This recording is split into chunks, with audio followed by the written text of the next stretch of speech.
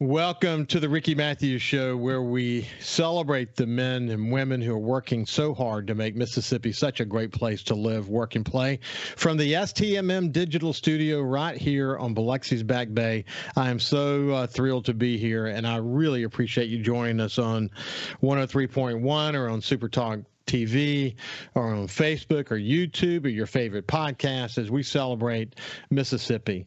Listen, yesterday we had a terrific conversation with the mayor of the city of Ocean Springs. Spent a whole show together with Kenny Holloway. And, whether I'm talking with Fofo Gillich or the mayor of Gulfport, Kenny Hughes, or the mayor of Pascagoula or whoever, there's always this constant theme that emerges, and that is that the mayors of coastal Mississippi are working together today better than they ever have in our history. And look, as a former publisher of the Sun Herald, I can actually say that because I learned well from Roland Weeks the way that it was when I was the publisher and the way it is today. And what we're seeing is that we've had this cadre of selfless mayors that are working today. While they may be competitive, as we discussed yesterday, the truth is on common issues, they come together. This is a group of mayors that actually enjoy being together. They enjoy helping one another. And I'm thrilled to have just another one of those guys with us today. The mayor, one of my favorite mayors, the mayor of the city of Moss Point, my friend, Mayor Billy Knight. Billy, how you doing, my friend? I'm doing good, Rick. It's always good to be with you, Rick, and thank you for always thinking about Moss Point and inviting me on to give our viewers an update on where we are. And so I appreciate you giving me this opportunity to do that. Well, you heard the way I started the show. And when Kenny talked about the coast mayors coming together, he is always quick to point out that that is important and that he is going to contribute to that effort as you do and as others do. But he's also very quick to also point out that the mayors in Jackson County have deep respect for one another and work together for the good of the whole. And, I mean, that's true, isn't it? Yeah, it is. We are really trying to make this Coast One idea come to life and be real. If we really say that we are one coast, then are we behaving that way?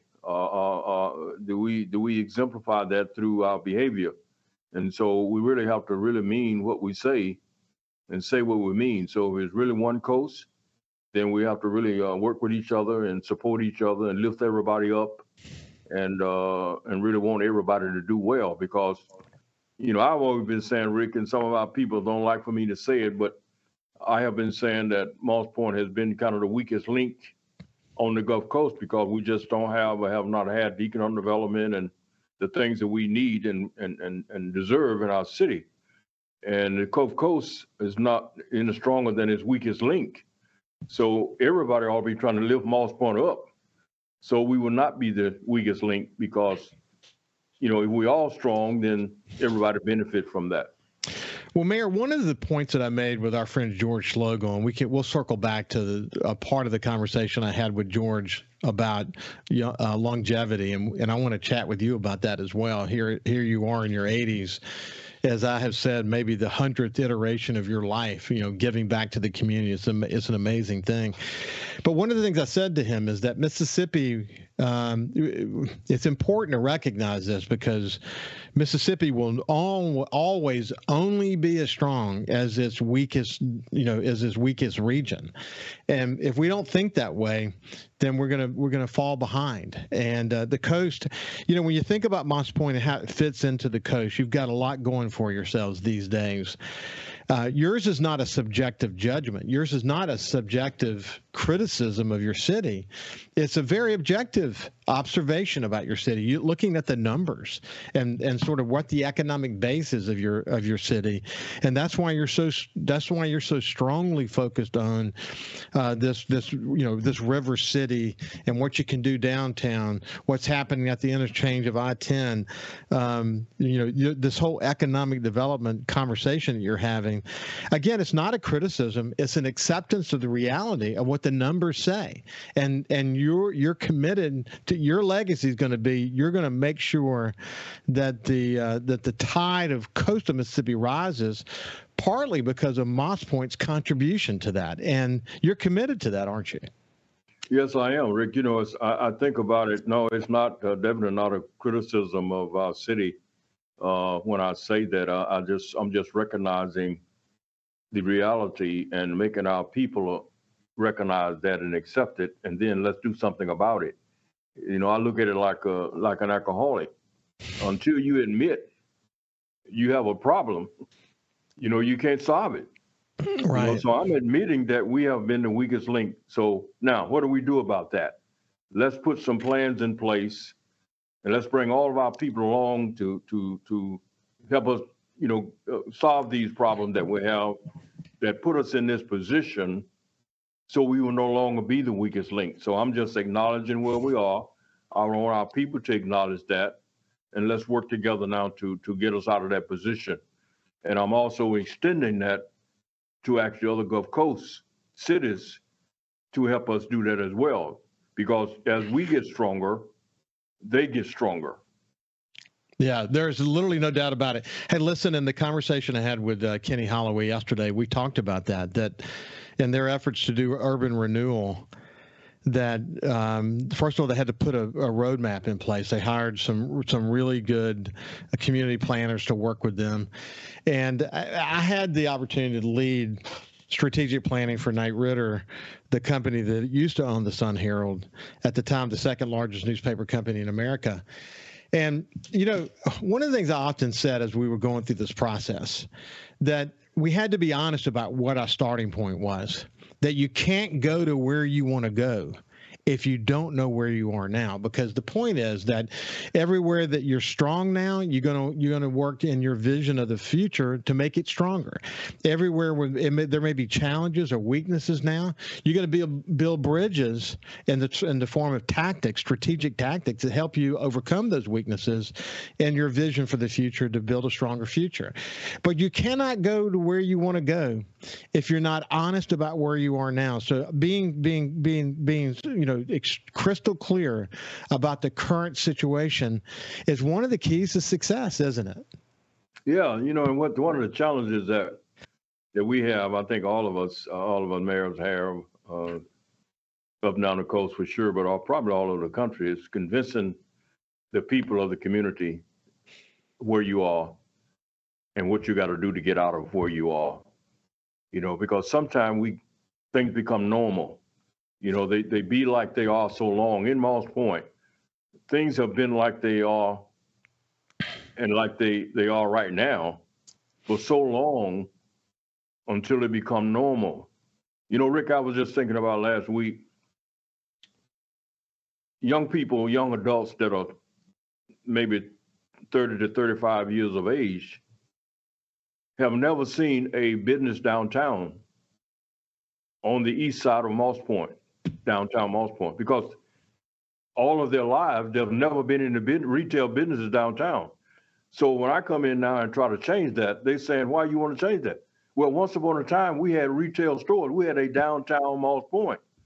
On both sides of the highway, we had retail stores. We had a movie theater. We had clothing stores. We had everything every other city had.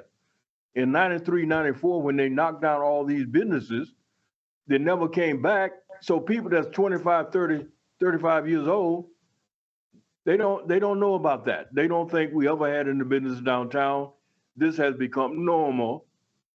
So when I try to change it, you got to try to go back to history and say, look, it's not always been like this. We had restaurants downtown. We had retail business. We had a movie theater downtown. We had a swimming pool downtown at one point. And they don't know that. So it's hard to change that when that's all they know. And it become normal because they're so used to it. Yeah, and that's the challenge that we have, is getting people to get out of their comfort zone to see something and do something different than they've been doing in the past. And what's interesting about that is this, and this is to some extent what Kenny Holloway and I talked about yesterday, that there's the status quo is familiar. The status quo is what I know as a citizen. And that status quo may not be something that is anywhere near reaching the potential of the city. But I know that status quo, and I care about that status quo, and I like that status quo. So if you think about as human beings, the one thing we all share is that when you want to change something, we're all going to resist it initially. And there's always going to be those who protect the status quo, even if the status quo is a vision of the city that is not near what its potential is, not near what it is, but they like it because it's known to me. When we come back on the other side, we'll continue this part of the conversation, because this is where being a mayor with vision can be hard, but can also be transformative. And because what you're going to do as the mayor is describe the vision in a way that can bring as many people along so they won't accept the status quo any longer and look forward to the vision of the future. We'll continue our conversation with Billy Knight on the other side.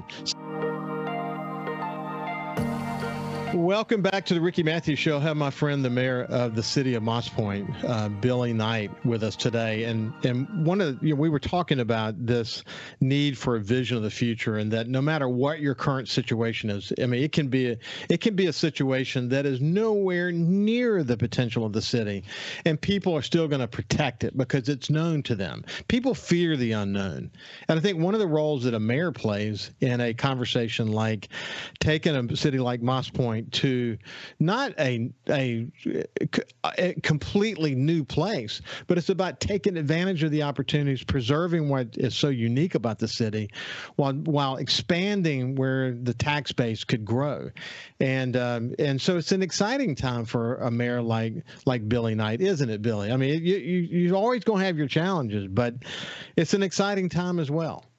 It is an exciting time, and I'm glad to be here at this point in time, Rick, because when I ran for this job, I knew it was going to be a challenge, but, the tornado just made it a little worse for us, but you got to work through those problems as well.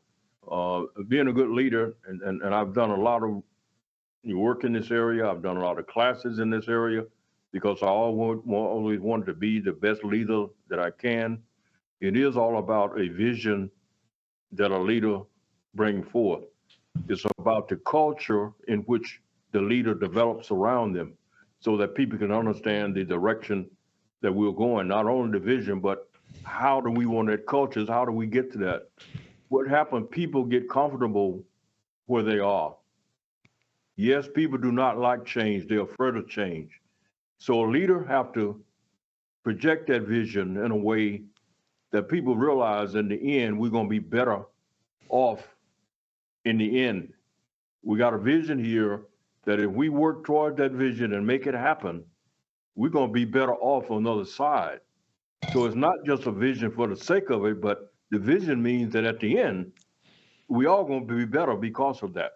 That change that we make, you might be afraid of it, but I will guarantee you on the other side, you're going to be glad that we did that.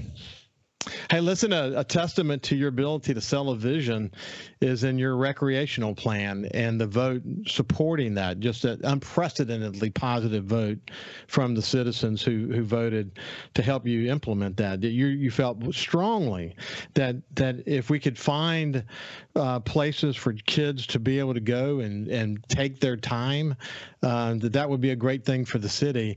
And so that was not only was that move great for the city, but it was a great opportunity for you to sort of begin to line, okay, how do we communicate about a vision in a way that brings the voters along? You had tremendous success in doing that. Now the question is, how can you use what you learned in that to move it forward to the next level? I believe you're going to be tremendously successful in doing that, but it means you've got to stay focused in the trenches. You cannot, it's one conversation at a time, and you got to be willing to burn the midnight oil to make it work, don't you? Yeah, well, one of the ways I'm trying to bring it to fruition is that once people buy into it, then make sure they are part of the process. Allow them to have ownership in what you're doing. This recreation facility that we're talking about, we want them to have an input on what ought to be inside of that building. Because, there's so many things now that kids can take advantage of that would help them in their education in so many different ways. It's not just having fun, but it's having fun and learning while you're having fun. So what can we have inside that building that the people think that will benefit the kids in more ways than just them having fun? So when they actively be a part of developing what that look like, they get ownership of that. And once you get ownership of that, then you want to work hard to make it happen, because now you believe in it, because you got skin in the game, so to speak. And if you got skin in the game, then you're going to work hard to make it happen, because you see the benefits that's going to come from that. Hey, listen, Mayor, as you mentioned the tornado a few minutes ago, more than just a minor setback, an important moment in the city's history where a lot of work had to be done to meet the needs of a lot of people who were impacted, and for in different ways. And I admire the way that you worked with Paige Roberts from the Jackson County Chamber and so many other volunteers, the Red Cross and others, to bring about a recovery plan that is coming together. It's, sometimes to get the kind of needs met, especially from the federal government point of view, the wheels of change turn very slowly. I know that's starting to come together, but what I remember most about these conversations right after the tornado was that while you were focused on the tornado and the recovery effort, you made the point very clear that you got to be able to chew gum and walk at the same time, that you can't allow the tornado to take you off the path to build a stronger city, because the path to build a stronger city is actually going to help you overcome some of the weaknesses that a tornado reveals. And so you've got to be able to do both, don't you? Yeah, we can't afford to do just one thing, Rick. We can't afford to just do one thing. We've got to be doing more than one thing all the time. The reason economic development is so important when you think in terms of the tornado is that we need money up front to fund the things that we need to correct because of the tornado. The government give us money, but it's all reimbursable. You get the money after you spend it, after you hired somebody to clean up the debris, then you get the money back. So if you don't have money in your coffer to do that, you can't even get started to clean up. So economic development is so important that we have money in our reserve, what they call rainy day fund, so that when you have a tragedy like this, you got money to operate while you wait on the government to decide whether they're going to support you or not. And we have to get our people to understand that, many of our people, because they don't do this work every day, they think it ought to happen overnight. I say many of our people got a microwave mindset. They want it in 30 seconds. Well, it doesn't happen that way. So that was another educational piece that we had to help our people understand, that we have to be patient. There's a process that you have to allow to work itself through. I always had faith that it was going to happen. I asked my people to stay faithful and be hopeful, let the process work itself out. But that was the leadership moment as well, Rick, because our people, they was upset. They want it right now. People are hurting. But we had to say, well, I know I'm hurting with you, but let's let the process work itself out. I'm on the phone every day. We're doing what we need to do. Just be patient. So that was a process, a learning process that we had to go through with our people. But it's so important that we have economic development so that we have money to operate while we're waiting. What happens if the government don't come through? You got to have money, because they may not always sign these declarations, but you still got to clean your city up. You still got to help people get back on their feet. And if the city don't have money in their coffer to help with that, we'll just sit further and further behind. So that's why economic development is so important to every city, Rick. It's just so important. And Moss Point got resources here that will get us economic development in place that we have not been utilizing. And that's what I'm trying to do, Rick. Well, look, there is in this case, it was a tornado. Typically, it's a hurricane scenario, and we're going to face a hurricane scenario again. It's not a matter of if, it's just a matter of when. But there's a burden that is placed on coastal communities, maybe unlike other communities have to deal with, and that is the reality that we are in a hurricane-prone area. And the notion around resiliency is something that we got to keep front and center. That there was resiliency for people who need to understand sort of the basic definition. It's just the ability to bounce back. And the more diversified your economy is, the more money you have in your rainy day fund, the more focused you are on strategic success, the more resilient you're going to be. And by being resilient, you can help those who are less fortunate in your community a lot faster. And that's the point that the mayor is making now. What I would say, I mentioned this yesterday in my conversation with Kenny, but it applies in this conversation with us today, that one of the things that Governor Barber said a lot after Hurricane Katrina, he said, look, state, city, federal government can help people get back on their knees, but it's going to be private investment that helps us get back on our feet. And so what you can do as a mayor is you can put the kind of plan in place that enables private investment to thrive. That's why that's the point that you're making around economic development. You've got to get zoning right. You've got to find out where the available money is. It historic tax credits? Is it grants? Whatever. You got to find ways to really enable, to really spur private investment to take place, and that's the way the city's going to be successful. That's the key, though, isn't it? Hey, Mayor, let's do this. I didn't realize that we were at the end of this segment. When we get back on the other side, Mayor Billy Knight will respond to this notion of, how economic development and the city's role in economic development can help a city become more resilient. And that's what the mayor is focused on these days. When we come back, we'll continue the conversation with Mayor Billy Knight. Welcome back to the Ricky Mathews Show. I have my friend, the mayor of the city of Moss Point, my dear friend, Billy Knight. And, when we went to break, I was just talking about the role that a city plays in economic development.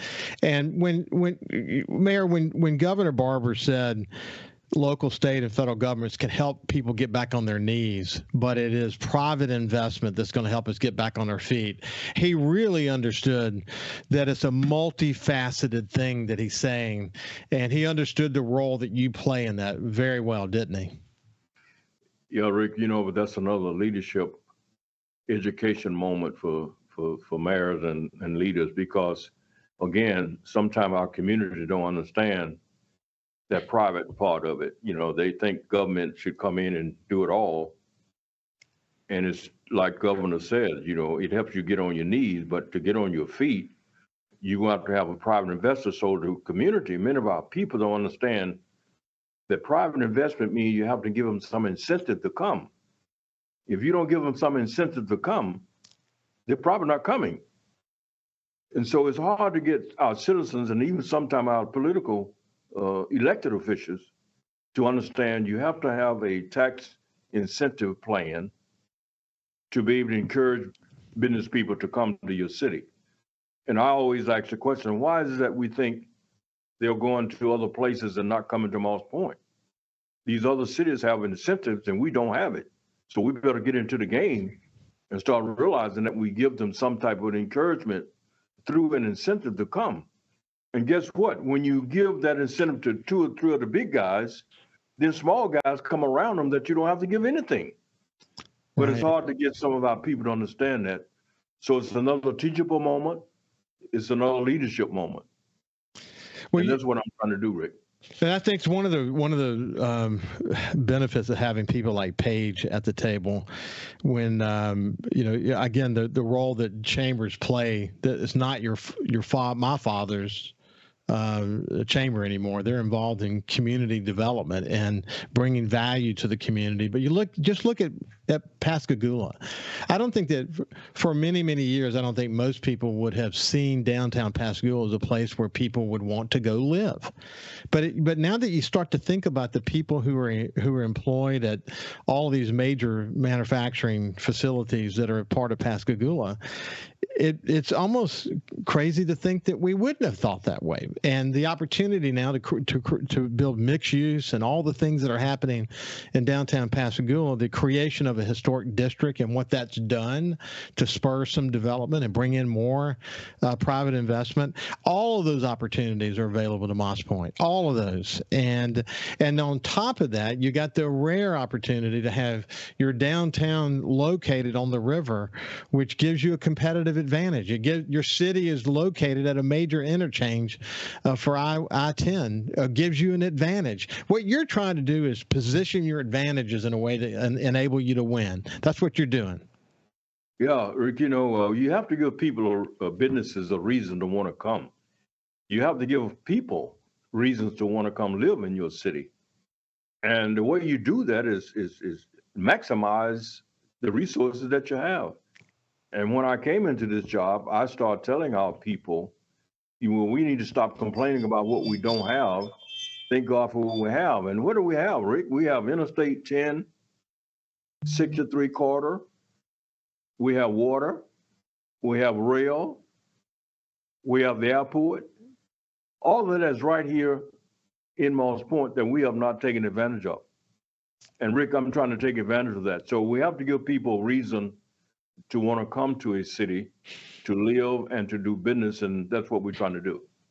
Mayor, I had this wonderful conversation with George Schloegel last Thursday, talking about his leadership in Mississippi and the coast, and it was an awesome conversation. We talked about Governor William Winter and Governor Barber and the political situation we find ourselves in today. But we also talked about longevity.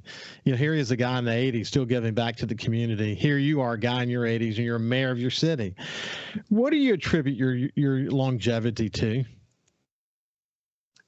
Rick, I've always been an athlete, and therefore, always in training from one sport to another.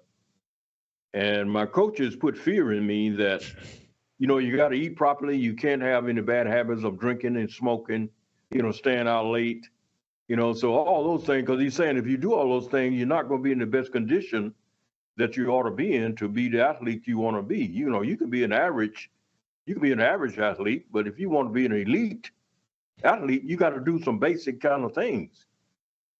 And that is the way you eat, what you put into your body, what kind of rest you get. So I took all that serious, and I contribute all of that to my longevity of being able to be here now and being functional. You got to read a lot to keep your mind functioning, keep yourself alert. The brain is nothing but a muscle, so you got to exercise the brain by reading and talking and having good conversation. Well, Rick, I try to do all of that, and I think it has served me well so far. That's what I'm contributing to, Rick. I don't know whether it was something else or not, but that's what I'm contributing to, that I was a good athlete. I try to do the right thing with my body. I do plenty of exercise. I exercise my mind and my brain. Those are the kind of things that I think have kept me around and active as I am. So what's your exercise regimen? I'm curious about that. Well, I try to get out there 2 or 3 days a week now. I'm 84 now. Just August 14th, Rick, I became 84. And I try to get out there 2 or 3 days a week to walk. I walk about 30, 45 minutes and at a regular pace. I don't try to overdo it, but it just keeps my lungs functioning like it should and keep me breathing like I should. And so I try to get out there to do that. And when I don't do that, Rick, I feel bad. I feel sluggish. So it's almost telling me when I feel sluggish, I say, well, I got to go walking. And because I know that's one thing that keeps me alive and keep me going. So that's what I do now. Other than that, Rick, my wife is good. She cooked well for me. I eat a good meal. I like vegetables. I like fruit. So I eat a lot of vegetables, a lot of fruit, and I exercise. Well, look, if you were to describe mine, I'm 66, and I've been committed for over 40 years to regular exercise, weightlifting, and walking. I walk every single week, 30 to 50 miles a week, and have for 40 years. I mean, it's been day in, day out. I just do it, and that's what I do. And I also have a wife who can cook really nicely, and we cook healthy. She'll use turkey meat before we might have used beef. We'll do fish, and we do a lot of vegetables, and eating healthy. You pointed out getting sleep. You went right past that, but getting a good night's sleep is critical. All the studies show that. So whoever your coaches were early in your life, even before we had all this substantial research done around it, this notion of getting good rest, eating well, not drinking, not smoking, and all that. Exercising your mind. You had some good mentors early on, and apparently you found some success in doing it because it kept you doing it, didn't it? Yeah, it did. Rest, Ray. I might have left that rest out, Rick, but I got to get that rest, man. If I don't get at least 4 or 5 hours, 6 hours would be ideal, but very seldom get 6. But if I got to get at least 4.5, 5 hours every night, if I don't, I'm not feeling well the next morning. It takes me a while to get started. So that rest is really key and important for me. Listen, I'm famous for going to bed around 8:30. Yeah. But I'm also famous for getting up really early. And for me, it's 7. For me, it's 7 hours. I got to get 7 hours.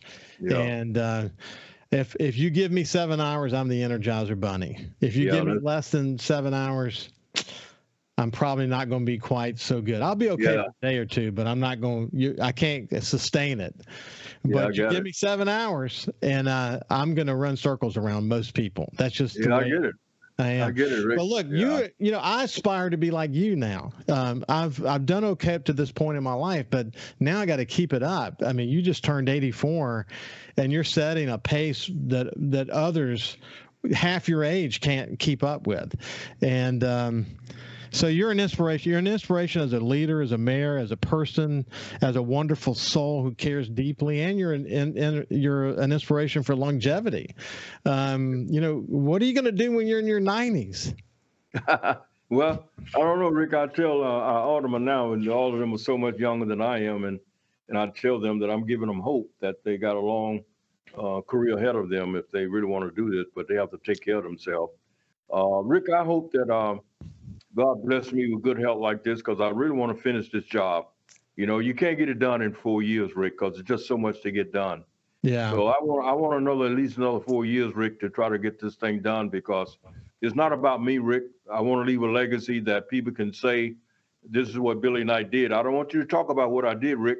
I want you to come show people what I did. No, I'm with you. Listen, we're out of time together, but if God blesses me with health, I plan to be still doing this show for another term of Billy Knight, and we will continue to have this incredible conversation and find inspiration in your leadership. It's been a pleasure, my friend. Thank you for joining us today. Thank you, my friend. Love you. When we come back, Kyle and I are going to visit for the last segment. We'll see you after this break. Welcome back to the Ricky Mathews Show. I really enjoyed that conversation with Mayor Billy Knight. Gosh, man, here's a guy in his 80s setting a tireless pace for others to follow. It's amazing. I mean, we look all across coastal Mississippi, and you see these mayors that are doing the heavy lift for their community. They're not looking for a lot of attention. You think about the stakeholders a mayor has to deal with, a city council, and then all the employees inside the department, and then you've got first responders and the community and more community and more community. There's a lot of aligning that has to be done. So whether I'm having this conversation with Mayor Billy Knight or with Kenny Holloway or Fofo Gillich or any of the rest of them, they had their work cut out for them, and we're lucky to have such a great collection of coast mayors now. And of course, Billy Knight and his wonderful story of longevity is just part of that. Hey, listen, let me go now and bring my friend Cal Curley into the conversation. And first of all, just say, I hope you're doing well, my buddy. Thanks for everything you're doing to help me. You bet. My pleasure. How's it going? I'm doing good. Listen, boy, you think about these conversations we've had recently with Billy Knight or George Schloegel or Paige Roberts or Jeff Duncan or Brian Haydad or Kenny Holloway. The list goes on and on. There's just so much content in these conversations. We're lucky to get to hear from these inspiring folks every day, aren't we? We really are. And, just the guests that we've had this week have done so much to help their communities. I really like what Billy Knight's doing over in Moss Point. I really like his enthusiasm. Just watching from afar to the previous administrations, the several administrations before Billy Knight took office, just kind of was, it's almost like they were just there to be there and status quo. And, everything Billy Knight says is true. You can't stick with the status quo. You've got to be able to try and get things back, leave things better than where you got them from. Like he's talking about how they used to have all these things in downtown Moss Point, and he's trying to bring them back. And it's kind of funny that he's getting pushback from people just because they're not used to it. They don't want to do the things that are hard, but it's better for the community if they do. So I really like what he's doing there. Yeah, it creates a vision for the city. The vision includes solidifying the elements that make the sense of place in that river city so special, solidifying those and protecting those, and then zoning in a way that enables them to take advantage of economic development opportunities that are surely in their grasp because of where they're located. And I mean, they're very strategically located, and they want to play ball. And you don't play ball if you don't have a plan, and you can't assume you're going to get anything, incidentally, because the competition out there is fierce, and private developers have their choices on where they're going to spend their millions of dollars, and why should they pick Moss Point? And the mayor is aware of that. He is strongly aware of that, just like we talked about in our conversation with Kenny Holloway. Very aware of that. Fofo Gillis, you don't think he's very aware of that? So they have to find ways to create a vision that even not just inspires the citizens, but also inspires the developers, because they're going to bet the ranch on that city. And it's just great to see. When the mayor talks about planting the tree that he'll probably never see the shade from, I mean, that's a true understanding of the legacy he wants to leave. Yeah, you're right. And, I never really thought I guess I never really paid attention to that saying, but the never see the shade from, I really just silly things that makes me go, oh, wow, that's what that means. Again, he's just a great person. I like everything that Billy Knight says. I wish people would just gather around him and go along for the ride and learn from him. No, it's a great quote for a leader in a community that's putting all these different pieces in place. And and helping also at the same time help people understand that there's no instant gratification that comes from a long-term planning process. It takes time. Right. And sometimes it takes a lot of time. But if you put the building blocks in place, even after the mayor is no longer the mayor, the building blocks are there to be successful, and we can learn.